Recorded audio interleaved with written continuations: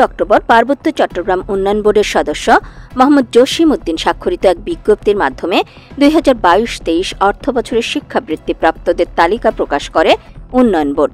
উন্নয়ন বোর্ড 2199 জন শিক্ষার্থীকে বৃত্তির জন্য নির্বাচিত করেছে। বৃত্তিপ্রাপ্ত 2199 জন শিক্ষার্থীর মধ্যে এবার বাঙালি শিক্ষার্থী 695 জন এবং অবাঙালি শিক্ষার্থী 1504 জন। জনসংখ্যার দিক থেকে উভয় জনগোষ্ঠীর সদস্য সংখ্যা প্রায় সমান সমান হলেও দুই সম্প্রদায়ের বৃত্তিপ্রাপ্ত শিক্ষার্থী সংখ্যার ব্যবধান প্রায় 37%।